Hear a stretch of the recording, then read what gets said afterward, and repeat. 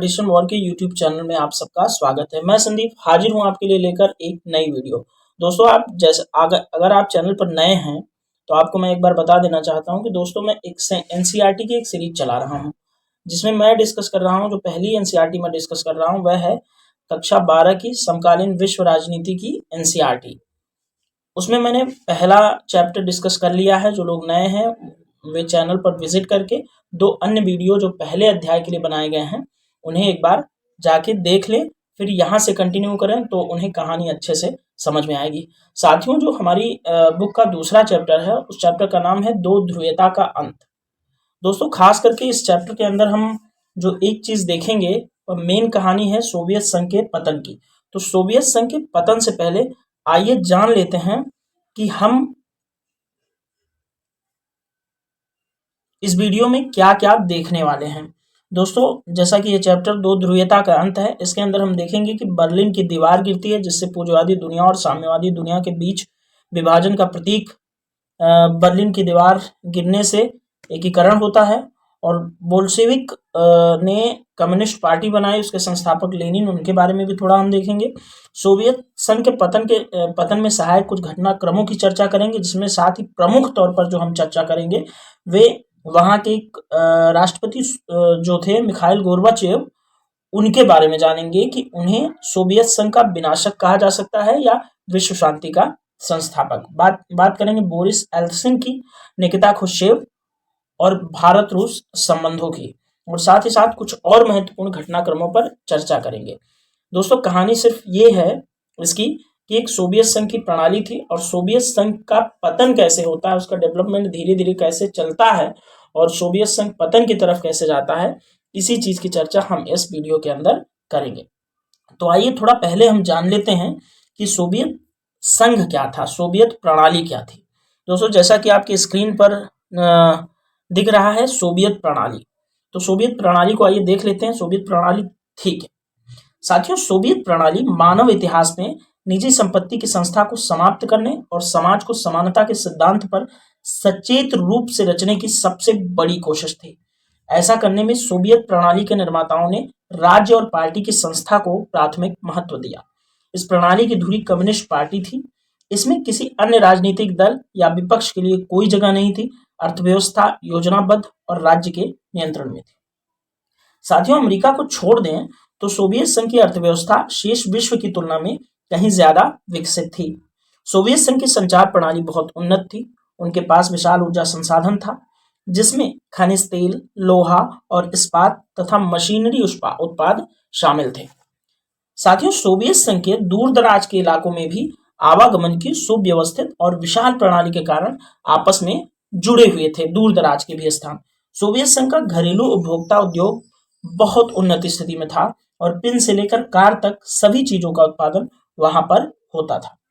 हालांकि सोवियत संघ के उपभोक्ता उत्पादों में बनने वाली जो वस्तुएं थी वे गुणवत्ता के लिहाज से पश्चिमी देशों के स्तर की नहीं थी, लेकिन सोवियत संघ की सरकार ने अपने सभी नागरिकों के लिए एक न्यूनतम जीवन स्तर सुनिश्चित कर दिया था। सरकार बुनियादी जरूरत की चीजें रियायती दर पर उपलब्ध कराती थी तथा सोवियत संघ में बेरोजगारी नहीं थी। तो दोस्तों, ये रहा आपका एक मोटा मोटा ओवरव्यू सोवियत प्रणाली का। साथियों, आइए हम मेन पॉइंट पर चलते हैं और चर्चा करते हैं यूएसएसआर यानी कि सोवियत संघ के विघटन की। साथियों, सोवियत संघ के विघटन की चर्चा करें इससे पहले थोड़ा मैं आप लोगों को व्लादिमीर लेनिन के बारे में बताना चाहूंगा। साथियों, लेनिन बोल्शेविक कम्युनिस्ट पार्टी के संस्थापक थे। जो पार्टी सोवियत संघ के सत्ता के केंद्र में थी, उस पार्टी के संस्थापक कौन थे? लेनिन। लेनिन का टाइम आपको जान लेना है 1870 से 1924 तक होता है। 1917 की रूसी क्रांति के नायक लेनिन ही थे और क्रांति के बाद के सबसे मुश्किल दौर यानी कि 1917 से 1924 में सोवियत समाजवादी गणराज्य के संस्थापक थे और उन्हें मार्क्सवाद के असाधारण सिद्धांतकार और उसे मार्क्सवाद को अमली जामा पहनाने में महारथी कहा जाता था। पूरी दुनिया में साम्यवाद के लिए एक प्रेरणा स्रोत के रूप में लेनिन को आज भी जाना जाता है। दोस्तों अब चलेंगे हम लोग थोड़ा सा जोसेफ स्टालिन की तरफ। स्टालिन को भी मैं आप लोगों को बता दूं, फिर आप लोगों को विस्तार से मैं सोवियत संघ के विघटन की ओर ले चलूंगा। आइए जोसेफ स्टालिन के बारे में जान लेते हैं। जोसेफ स्टालिन का टाइम जो है 1879 से 1953 तक था। लेनिन के उत्तराधिकारी साबित हुए जोसेफ स्टालिन, और सोवियत संघ के मजबूत बनने के दौर में यानी कि 1924 से 1953 तक जब सोवियत संघ मजबूत हुआ, उन्होंने सोवियत संघ का नेतृत्व किया। किन्होंने? जोसेफ स्टालिन ने। औद्योगिकीकरण को तेजी से बढ़ावा दिया, खेती का बलपूर्वक सामूहिकीकरण किया। दूसरे विश्व युद्ध में जीत का श्रेय भी जो जाता है वो जोसेफ स्टालिन को ही जाता है। 1930 के दशक के भयानक अंत तथा पार्टी के अंदर अपने विरोधियों को कुचलने और तानाशाही रवैये के लिए उन्हें जिम्मेदार ठहराया जाता है। ये रहा आपका जोसेफ स्टालिन के बारे में थोड़ा सा परिचय। अभी मैंने आपको लेनिन, जोसेफ स्टालिन और सोवियत प्रणाली के बारे में थोड़ी सी झलक दे दी। दोस्तों मैं चाहूंगा कि सोवियत संघ का पतन पढ़ने से पहले या इसकी कहानी सुनाने से पहले मैं चाहूंगा कि आप लोग एक बार सोवियत नक्शा भी देख लें कि सोवियत संघ मानचित्र पर आखिर दिखता कैसा था। तो जैसा कि ये वीडियो में आप देखेंगे कि ये जो रेड पूरा दिख रहा है ना दोस्तों, ये आपका ये हिस्सा ये सोवियत यूनियन था। दोस्तों अगर मैं कहीं मिस्टेक कर रहा हूं तो उसको आप कमेंट सेक्शन में जरूर बताना, ठीक है। तो ये रहा आपका सोवियत यूनियन, ठीक है। चलिए अब आगे चलते हैं और पढ़ते हैं सोवियत यूनियन का कोलैप्स। तो दोस्तों सोवियत प्रणाली के बारे में मैंने आप लोगों को बता दी। अब थोड़ा सा सोवियत संघ, फिर सोवियत संघ का विघटन, उसके बाद पूरी कहानी मैं आप लोगों को समझाऊंगा। तो आइए स्टार्ट करते हैं। साथियों 25 दिसंबर 1991 मॉस्को में आखिरी बार क्रेमलिन पर सोवियत झंडा फहराता है। 22 मिलियन स्क्वायर किलोमीटर से भी ज्यादा का इलाका सोवियत संघ। इसके पतन के साथ ही विश्व के मानचित्र पर 15 नए देशों का जन्म होता है। दोस्तों मैं आपको ये भी बताऊंगा वो 15 नए देश कौन थे। चलिए आइए शुरुआत करते हैं कहानी की। साथियों सोवियत संघ यानी कि union of Soviet socialist republics USSR का जन्म अक्टूबर क्रांति 1917 के साथ हुआ। अक्टूबर क्रांति को समाजवादी क्रांति भी कहा जाता है। अक्टूबर क्रांति में पूंजीवादी व्यवस्था के विरोध में हुई। यह समाजवाद के आदर्शों और समतामूलक समाज के आदर्शों के साथ प्रेरित थी अक्टूबर क्रांति। दोस्तों अक्टूबर क्रांति में बोल्शेविक तत्कालीन सोवियत अस्थायी सरकार को उखाड़ फेंकते हैं। इससे पहले फरवरी क्रांति के जरिए निरंकुश शासक जार निकोलस द्वितीय को हटाकर ही ये अस्थायी जो सरकार बनी थी, जिसको अक्टूबर क्रांति के जरिए हटाया गया, उस अस्थायी सरकार को जार निरंकुश जो निकोलस द्वितीय थे उनको हटाकर ही इस अस्थायी सरकार का गठन किया गया था। हालांकि नई सरकार का गठन रशियन सिविल वार के बाद होती है जो 1922 तक चलता है। 1922 में जब यूएसएसआर का निर्माण होता है तब यह 4 गणराज्यों से मिलकर बनता है। यूएसएसआर का निर्माण 4 गणराज्यों से मिलकर बनता है। ये आपको देख लेना है कौन कौन से थे। रूस, बेलारूस, यूक्रेन, ट्रांस कॉकेशियन। आगे चलकर यह 15 गणराज्यों का संघ बनता है। लेनिन के नेतृत्व में बने सोवियत संघ को स्टालिन एक पूर्ण राज्य में तब्दील करते हैं। द्वितीय विश्व युद्ध के बाद यूएसएसआर विश्व पटल पर एक सुपर पावर के रूप में उभरता है। अमेरिका से वैचारिक मतभेद तथा दुनिया पर वर्चस्व स्थापना को लेकर ही शीत युद्ध की भी शुरुआत होती है। साथियों करीब 5 दशक तक सुपर पावर रहने के बाद यूएसएसआर में विघटन के तत्व प्रदर्शित होने लगते हैं। इस विघटन के पीछे यूएसएसआर के कुछ आंतरिक कारणों के साथ साथ कुछ बाह्य कारण भी महत्वपूर्ण भूमिका में थे। दोस्तों ये रही थोड़ी सी कहानी। अब विघटन के कारणों पर चर्चा करेंगे। तो आइए देख लेते हैं सोवियत संघ के विघटन के आखिर आंतरिक कारण क्या थे। अधिनायकवादी राज्य था सोवियत संघ, यह आप सब जानते हैं। और ये जो सोवियत प्रणाली थी वो अधिनायकवादी थी, यानी कि एरिस्टोक्रेसी वाली, ये आप जानते हैं। यहाँ किसी भी तरह की नागरिक आजादी नहीं थी। एक पार्टी सिस्टम था, यानी कि कम्युनिस्ट पार्टी वहां काम करती थी। यहाँ पूरी तरह से नौकरशाही और ऑटोक्रेटिकल रूल था। लोगों के प्रति कोई जवाबदेही नहीं थी। रूस का प्रभुत्व रहता था तथा बाकी गणराज्यों के अधिकारों की अनदेखी हुआ करती थी। यहाँ की राजकीय भाषा सिर्फ रशियन थी, बाकी किसी भी भाषा को स्वीकार नहीं किया जाता था।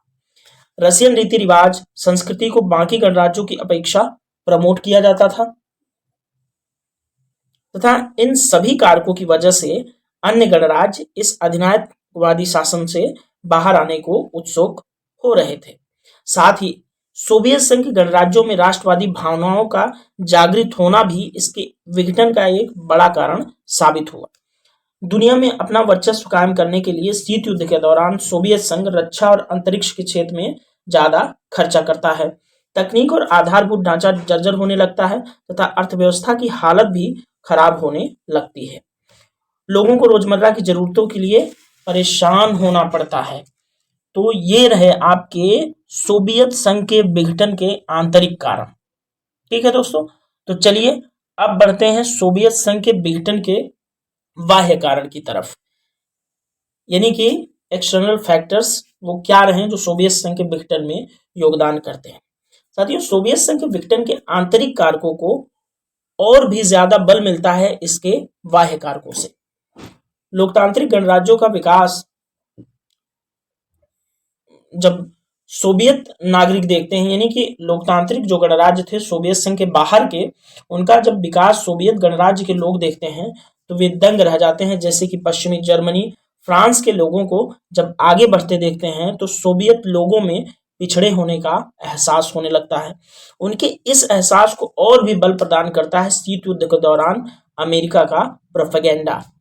पूर्वी सोवियत के गणराज्य एक एक करके सोवियत संघ के प्रभाव से बाहर आने लगते हैं। दोस्तों, ये आपका बाह्य और आंतरिक कारण रहा।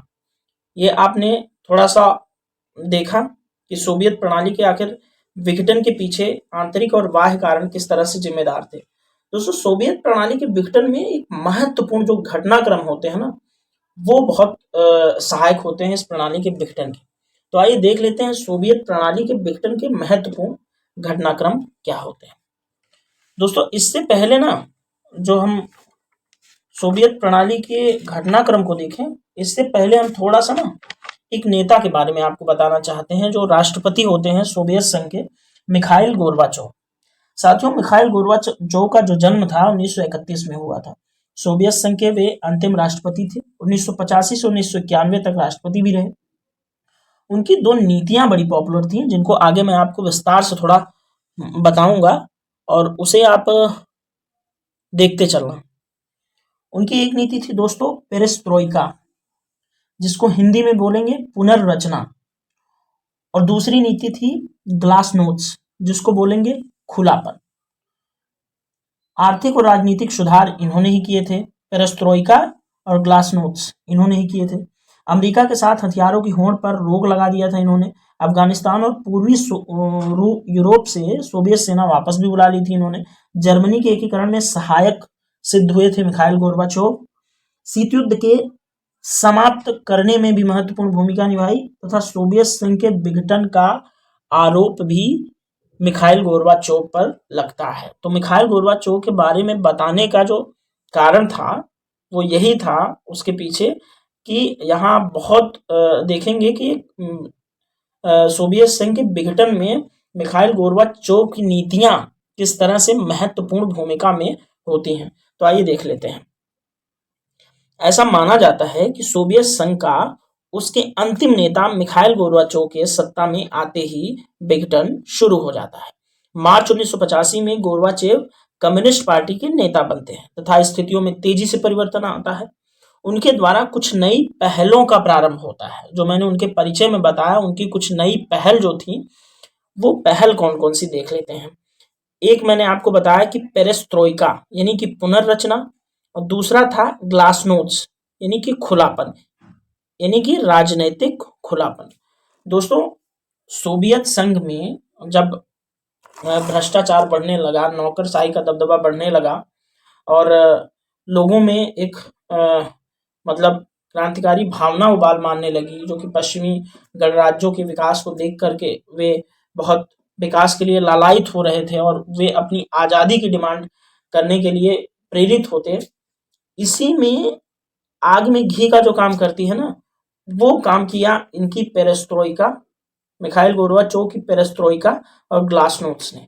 तो आइए जान लेते हैं कि इन्होंने किस तरह से सोवियत संघ के विघटन में भूमिका निभाई। दोस्तों यहाँ मैं आप लोगों को एक बात बताना चाहता हूँ।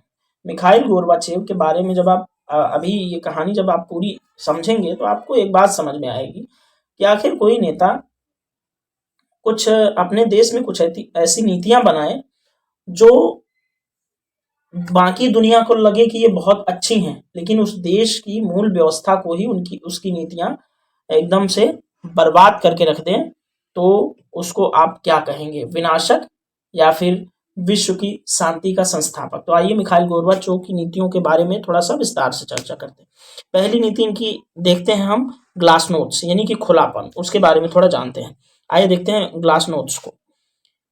गोर्बाचेव ने इसके जरिए, ग्लासनोस्ट के जरिए सोवियत नागरिकों को नई आज़ादी दी। राजनीतिक कैदियों को छोड़ दिया जाता है। पहली बार कम्युनिस्ट पार्टी के अलावा अन्य पार्टियों को भी चुनाव में भाग लेने का मौका मिलता है।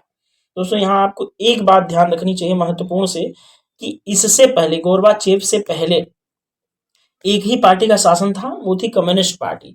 लेकिन गोर्बाचेव ने खुलापन की जो नीति अपनाई, ग्लासनोस्ट, उसमें उन्होंने अन्य पार्टियों को भी चुनावों में भाग लेने की इजाजत दे दी। तो ये रही। अब आगे आप देखना ये नीतियां किस तरह से विघटन की तरफ ले जाती हैं। दूसरी नीति जो इनकी थी, पेरेस्ट्रोइका यानी कि आर्थिक पुनर्रचना। साथियों सोवियत संघ की अर्थव्यवस्था जर्जर हो रही थी और इसके लिए सोवियत संघ की अर्थव्यवस्था को मजबूत बनाने के लिए ही गोर्बाचोव को लाया गया और गोर्बाचेव ने कहा कि मैं इसको मजबूत भी बनाऊंगा। तो लेकिन देखिए इनकी आर्थिक क्षेत्र में एक नीति थी पेरेस्ट्रोइका, उसने किस तरह से क्या भूमिका निभाई, वह क्या थी उसको देख लेते हैं। शॉक थेरेपी, शॉक थेरेपी भी बोलते हैं पेरेस्ट्रोइका को। गोर्बाचेव के अनुसार सोवियत संघ की अर्थव्यवस्था को पुनर्रचना का तरीका यह था कि उस पर से सरकार की पकड़ को ढीला कर दिया जाए। जी हाँ दोस्तों, जो गोर्बाचेव थे उन्होंने अर्थव्यवस्था पर से सरकार की जो पकड़ थी ना, ग्रिप, उसको ढीला कर दिया। उन्हें लगता था कि प्राइवेट जो था निजीकरण यानी कि निजी हाथों में संपत्ति को सौंपने की जो पहल है वो एक नवाचार साबित होगी। इसीलिए 1920 के बाद पहली बार निजी और कारपोरेट को बिजनेस में मालिकाना हक प्रदान किया जाता है। कर्मचारियों को अपने अधिकारों की मांग के लिए धरना प्रदर्शन और हड़ताल का भी अधिकार दे दिया जाता है। सोवियत एंटरप्राइजेस में विदेशी निवेश को भी बढ़ावा दिया जाता है। जब गोर्बाचोव के कार्य इतने अच्छे दिख रहे थे, इसके बावजूद भी इन्होंने सोवियत संघ के विघटन को कैसे किया, या गोर्बाचेव की, अभी जैसे आप भारत में बैठे हैं और गोर्बाचेव की इन नीतियों को जब आप सुन रहे होंगे मुझसे या पढ़ रहे होंगे तो आपको लगता होगा कि यार बंदे ने सुधार तो बहुत अच्छे किए। इस तरह के सुधार भारत जैसे या लोकतांत्रिक देशों में अगर कोई नेता करता है तो उसको शाबाशी मिलती है, वाहवाही मिलती है। लेकिन सोवियत संघ के विघटन में इस अच्छी नीतियों ने किस तरह से भूमिका निभाई, तो आइए आगे देखते हैं। क्योंकि इन सुधारों का जो असर है वो तुरंत नहीं दिखता। पेरेस्ट्रोइका यानी आर्थिक पुनर्रचना ने सोवियत संघ की नियंत्रित अर्थव्यवस्था को एक झटके में खत्म कर दिया था, लेकिन बाजार आधारित अर्थव्यवस्था को परिपक्व होने में समय लग रहा था। गोर्बाचेव के शब्दों में कहें तो नए सिस्टम के काम करते ही पुराना सिस्टम बर्बाद हो जाता है। गोर्बाचेव की नीतियों का तत्कालीन परिणाम बस इतना हुआ कि वस्तुओं की कमी हुई, खाद्यान्न का अभाव जैसी कभी न खत्म होने वाली कतार के रूप में नजर आने लगा। इसके परिणाम स्वरूप लोगों में सरकार के प्रति असंतोष में बढ़ोतरी हुई। दोस्तों इन नीतियों के कारण लोगों में जो था ना, सरकार के प्रति असंतोष धीरे धीरे धीरे धीरे धीरे धीरे पनपने लगा। तो आइए थोड़ा सा और आगे बढ़ते हैं और देखते हैं जो 1989 की क्रांति और सोवियत संघ का पतन और आगे कैसे बढ़ता है। साथियों गोर्बाचेव को विश्वास था कि बेहतर सोवियत अर्थव्यवस्था के लिए बाकी दुनिया के साथ अच्छे संबंध बहुत जरूरी हैं, खासकर संयुक्त राज्य अमेरिका के साथ। इसीलिए वे हथियारों की रेस से बाहर आने का फैसला करते हैं तथा घोषणा करते हैं कि सोवियत सैनिकों को अफगानिस्तान को छोड़ देना चाहिए, जहां वे 1979 यानी कि 1979 से ही युद्ध लड़ रहे थे।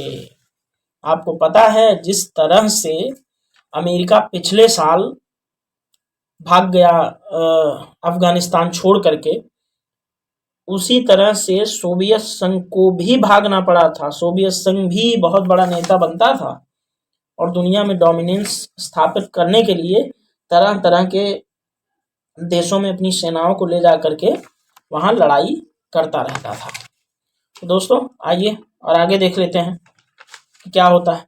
इसके साथ ही जो वारसा पैक्ट था, वारसा पैक्ट आप एक पहले वीडियो में और दूसरे वीडियो में वारसा पैक्ट के बारे में आप देखेंगे। अगर आपने पहला और दूसरा वीडियो नहीं देखा है और वारसा पैक्ट को अच्छे से जानना चाहते हैं तो आप पहले वीडियो और दूसरे वीडियो की तरफ रुक कर सकते हैं। उसके बाद इस वीडियो को देखेंगे तो वारसा पैक्ट आपको ध्यान से समझ में आएगा। साथियों, वारसा पैक्ट से पूर्वी यूरोप से सोवियत संघ के सैनिकों को भी कम कर दिया गया था, यानी कि सोवियत संघ के जो सैनिक थे उनका वारसा पैक्ट में जो प्रेजेंस था वो गोर्बाचेव के टाइम पे कम कर दिया गया।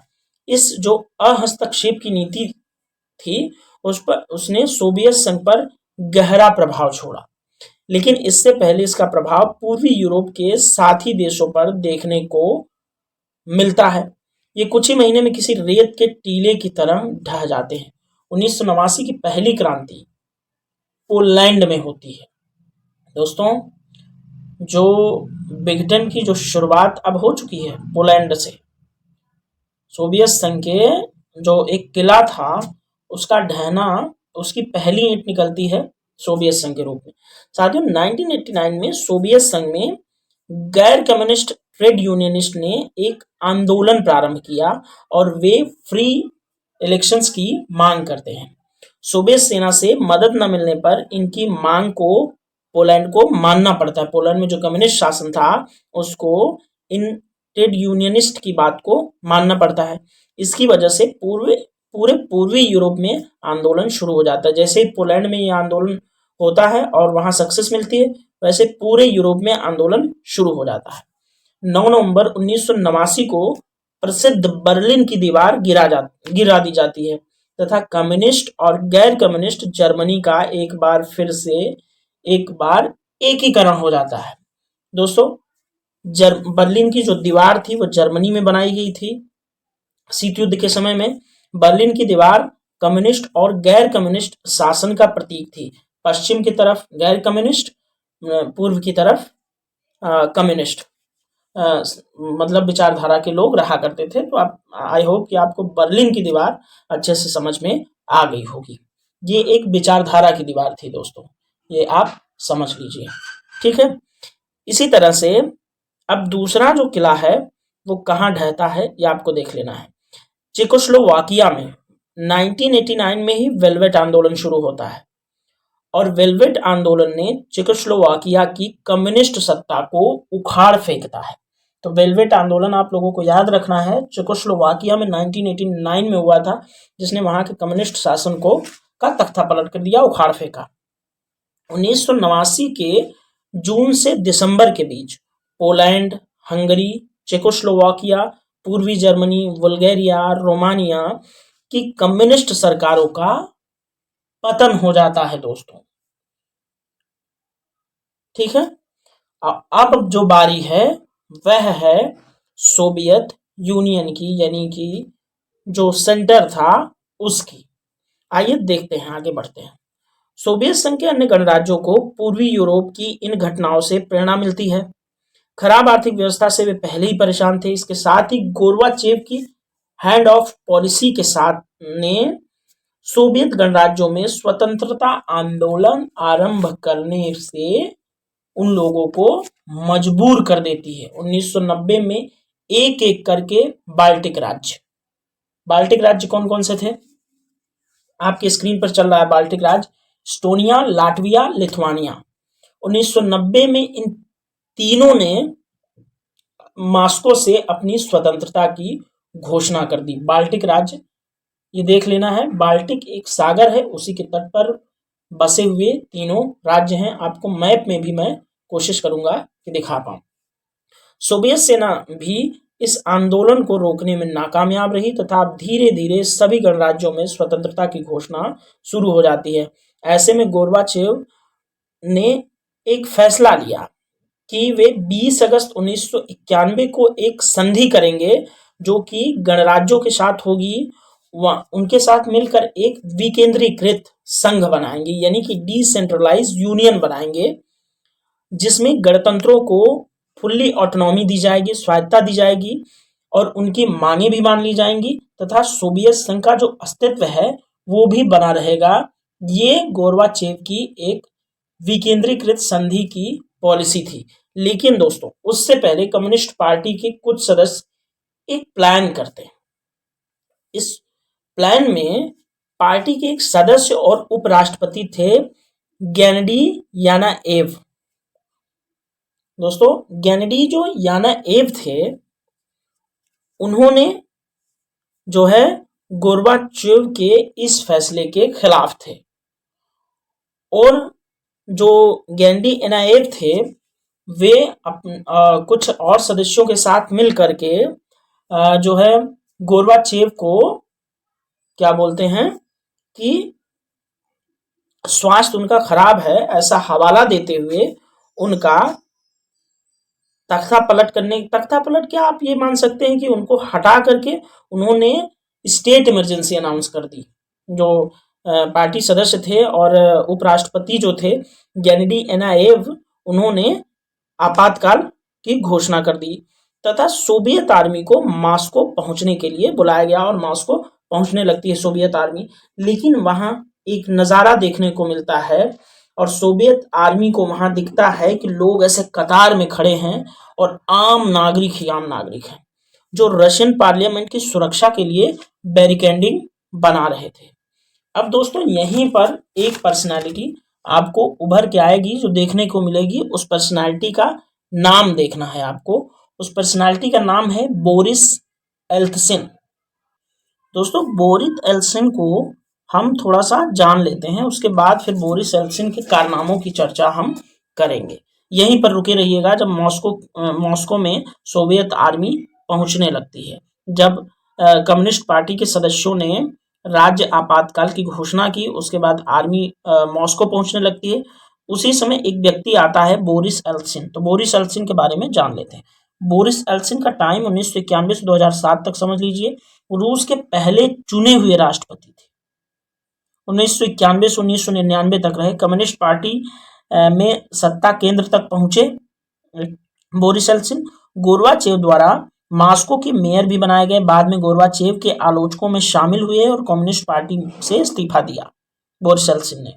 बोरिस एल्त्सिन ने 1991 में सोवियत संघ के शासन के खिलाफ विद्रोह का नेतृत्व किया। सोवियत संघ के विघटन में केंद्रीय भूमिका भी निभाई। साम्यवाद से पूंजीवाद की ओर संक्रमण के दौरान रूसी लोगों को हुए कष्ट के लिए भी बोरिस एल्त्सिन को जिम्मेदार ठहराया जाता है। तो दोस्तों, बोरिस एल्त्सिन अब देखते हैं। चलिए आइए फिर आप मॉस्को चलिए। मॉस्को में जब आर्मी पहुंचती है तो वहां लोगों की कतार दिखती है जो रशियन पार्लियामेंट को सुरक्षा देने के लिए बैरिकेडिंग बनाते हैं। जब वहां पर बोरिस जो था वो एक आर्मी टैंक पर खड़ा था और भीड़ के समर्थन में एक रैली निकाल रहा था। इनके प्रयासों से जो षड्यंत्रकारी थे, जो कम्युनिस्ट सदस्य थे, वो 3 दिन में ही फेल हो जाते हैं तथा ये नेता अपनी हार मान लेते हैं। कम्युनिस्ट नेता, याद रखना आपको, जो आपातकाल लगाए थे, और इन्हें अरेस्ट कर लिया जाता है। जो नेता थे कम्युनिस्ट वाले, जो तख्ता पलट करने की जो षड्यंत्रकारी थे, उनको गिरफ्तार कर लिया जाता है। उसके बाद एल्त्सिन की जीत मानी जाती है और मिखाइल गोर्बाचेव को वापस मॉस्को में फिर से बिठाया जाता है। मिखाइल गोर्बाचेव यानी कि राष्ट्रपति जो कम्युनिस्ट पार्टी के थे, उन्हें फिर से सत्ता में बिठाया जाता है। इस षड्यंत्र के दोस्तों फेल होने के जो परिणाम थे वो काफी महत्वपूर्ण निकल कर आए। कम्युनिस्ट पार्टी का नाम काफी खराब हो गया था तथा गोर्बाचेव खुद भी यह मानने लगे थे कि पार्टी में सुधार संभव नहीं है। गोर्बाचेव कम्युनिस्ट पार्टी के महासचिव के पद से इस्तीफा दे देते हैं। यहीं से एल्सिन को लोग हीरो मान लेते हैं, यानी कि बोरिस एल्सिन को हीरो मान लिया जाता है तथा गोर्बाचेव अब धीरे धीरे साइडलाइन होने लग जाते हैं। एल्सिन रूसी संघ को एक अलग गणराज्य की तरह शासन करने लगते हैं। जब 1 दिसंबर 1991 को यूक्रेन अपनी स्वतंत्रता की घोषणा करता है, तब पूरी तरह से यह बात स्पष्ट हो जाती है कि पुराना सोवियत संघ अब अंततः विघटित हो चुका है। दोस्तों, 1 दिसंबर 1991 को जो यूक्रेन था वह सोवियत संघ से अलग हो जाता है, यानी कि अपनी स्वतंत्रता की घोषणा कर देता है। और यूक्रेन आज के संदर्भ में जानते ही हैं, लड़ाई छिड़ी हुई है। खैर, इसकी चर्चा हम बाद में करेंगे। आइए पहले और आगे की कहानी जानते हैं। 8 दिसंबर 1991 को बोरिस एल्त्सिन यूक्रेन और बेलारूस के राष्ट्रपति के साथ मिलकर एक संधि पर हस्ताक्षर करते हैं, जिसके अनुसार गणराज्यों का एक नया संघ बनता है, जिनका नाम होता है कॉमनवेल्थ ऑफ इंडिपेंडेंस स्टेट, यानी कि स्वतंत्र राष्ट्रों का राष्ट्रकुल। इस नाम को आप जानते ही होंगे, कई बार आपने सुना होगा। कॉमनवेल्थ ऑफ इंडिपेंडेंस स्टेट यानी कि स्वतंत्र राष्ट्रों का राष्ट्रकुल, यानी कि कॉमनवेल्थ नेशंस बनते हैं। अगले हफ्ते ही इसे 8 गणराज्य ज्वाइन कर लेते हैं। और स्वतंत्र राष्ट्रों के राष्ट्रकुल को जो 8 गणराज्य ज्वाइन करते हैं उनमें होते कौन कौन है, देख लीजिए। Armenia, Azerbaijan, Moldova, Kazakhstan, Kyrgyzstan, Tajikistan, Turkmenistan और उज्बेकिस्तान। जॉर्जिया 1991 को राष्ट्रकुल का सदस्य, 1993 को राष्ट्रकुल का सदस्य बनता है जॉर्जिया। और संयुक्त राष्ट्र संघ में सोवियत संघ की सीट जो होती है वह रूस को मिल जाती है तथा 25 दिसंबर 1991 को मिखाइल गोर्बाचेव सोवियत संघ के राष्ट्रपति के पद के रूप में इस्तीफा देते हैं और सोवियत संघ का फाइनली पतन हो जाता है। दोस्तों फाइनली सोवियत संघ का पतन एक कहानी के रूप में मैंने आपको समझाने की कोशिश की। आई होप आपको ये कहानी पसंद आए और ये कहानी अच्छे से आपको याद भी हो जाए और पूरा डेवलपमेंट आपको समझ में आया होगा। मैं कोशिश करूंगा कि दोस्तों कुछ और थोड़ा सा वीडियो हल्की सी लंबी होगी, लेकिन आप एडजस्ट कर लेना। थोड़ा सा एक जो मुद्दा है वह छूट रहा है इस चैप्टर से और उस मुद्दे को डिस्कस करना बहुत जरूरी है। वह मुद्दा है भारत और पूर्वी साम्यवादी देशों से, पूर्व जो साम्यवादी देश थे उससे भारत का जो संबंध था वो कैसा था या उस संबंधों की नींव क्या है, और भारत रूस संबंध विशेष करके इसके बारे में थोड़ा सा हम जान लेते हैं। दोस्तों, भारत ने साम्यवादी रह चुके सभी देशों के साथ अच्छे संबंध कायम किए थे, लेकिन भारत के संबंध रूस के साथ ज्यादा गहरे थे। भारत की विदेश नीति का एक महत्वपूर्ण पहलू भारत का रूस के साथ संबंध है। भारत रूस संबंधों का इतिहास आपसी विश्वास, साझे हितों का इतिहास रहा है। भारत रूस संबंध इन देशों की जनता की अपेक्षाओं से मेल खाते हैं। साथियों, भारतीय जो हिंदी फिल्में हैं उनकी धूम रूस और पूर्वी सोवियत गणराज्यों के घर घर में सुनी जा सकती है। भारत रूस दोनों का सपना बहुध्रुवीय विश्व का है। सुरक्षा की सामूहिक जिम्मेदारी की ये दोनों देश वकालत करते हैं कि सुरक्षा की सामूहिक जिम्मेदारी होनी चाहिए तथा अंतर्राष्ट्रीय संघर्षों का जो समाधान है वो बातचीत के माध्यम से निकलना चाहिए। दोस्तों, भारत को रूस से क्या लाभ है, भारत के संबंध किन किन आधारों पर रूस से हैं, ये थोड़ा जान लेते हैं। देखिए स्क्रीन पर आपके चल रहा है आर्थिक संबंध, राजनीतिक संबंध, सैन्य संबंध और सांस्कृतिक संबंध। साथियों, भारत को कश्मीर मुद्दा, ऊर्जा आपूर्ति, आतंकवाद से संबंधित सूचनाओं का आदान प्रदान किया जाता है। पश्चिम एशिया में भारत की पहुंच बनाने के लिए भी रूस बहुत महत्वपूर्ण है। चीन के साथ अपने संबंधों का संतुलन बनाए रखने के मसले पर भी रूस के साथ संबंध में भारत को फायदा होता है तथा भारत को साथ ही साथ हथियार, तेल और अंतरिक्ष के क्षेत्र में क्रायोजेनिक इंजन से भी मदद मिलती है। और क्रायोजेनिक इंजन तो सैन्य मुद्दे को लेकर के हो सकता है, लेकिन हाँ, इसका अंतरिक्ष के क्षेत्र में भी रशिया का योगदान भारत के लिए बहुत बड़ा है। आर्थिक अगर संबंधों की बात करें तो आप जानते हैं कि भिलाई, बोकारो और विशाखापट्टनम में जो इस्पात संयंत्र लगाए गए हैं वो सब रूस की मदद से लगाए गए। यूएन में कश्मीर मुद्दे पर भारत का समर्थन, बार बार भारत के स्टैंड का समर्थन रशिया करता रहता है, आप जानते हैं। सैन्य मुद्दे की बात करें तो सैन्य क्षेत्र में तकनीकी सहयोग, ब्रह्मोस जैसी मिसाइल जो कि रूस की मस्कोवा और भारत की ब्रह्मपुत्र नदी को मिलाकर के इसका नाम ब्रह्मोस रखा गया है। और S-400 जो एयर डिफेंस सिस्टम है वह भी हम रूस से खरीद रहे हैं। Su-30, जी हाँ दोस्तों, हमारा जो फाइटर जेट है जो हमारे एयरफोर्स की बैकबोन मानी जाती है, Su-30 वह भी रशियन फाइटर जेट ही है। साथ ही साथ कुछ और फाइटर जेट MiG-21 जो कि आप उड़ता हुआ ताबूत कह सकते हैं, आए दिन क्रैश होने की घटनाएं MiG-21 की आप देखते हैं, इसीलिए MiG-21 को तेजस से रिप्लेस किया जा रहा है। MiG-29 की भी बात कर लेते हैं। MiG-29 भी रशियन जो है फाइटर जेट है। और एयरक्राफ्ट कैरियर, दोस्तों एयरक्राफ्ट कैरियर विक्रमादित्य भी आप जानते हैं कि रशिया से ही लिया गया था। संस्कृति के क्षेत्र में भारत रशिया संबंधों की अगर बात करें तो हिंदी फिल्म और भारतीय संस्कृति की जो लोकप्रियता है और भारतीय लेखक तथा कलाकारों का सोवियत संघ की यात्रा पर जो आना जाना है वह भी लगा रहता है। एक शायद हिंदी में राइटर हैं राहुल सांस्कृत्यायन, हाँ शायद उन्होंने मॉस्को वगैरह की यात्रा की है, तो उनका भी आना जाना और लेखकों कलाकारों का आना जाना सोवियत संघ में भी रहा था। तो दोस्तों ये रहा आपका विस्तार से सोवियत संघ का पतन और भारत और रूस का संबंध। इस इम्पोर्टेंट वीडियो में मैंने आपको बहुत अच्छे से समझाने की कोशिश की कि सोवियत संघ का पतन कैसे हुआ। दोस्तों आई होप आपको सोवियत संघ का पतन और सोवियत प्रणाली, कम्युनिस्ट पार्टी, ये सब चीज़ें जो भी जितना भी डेवलपमेंट रहा आपको अच्छे से समझ में आया होगा। इसी वीडियो के साथ जो दूसरा चैप्टर था इस NCERT का समकालीन विश्व राजनीति का दूसरा चैप्टर जो दो ध्रुवीयता का अंत था वह खत्म हो चुका है।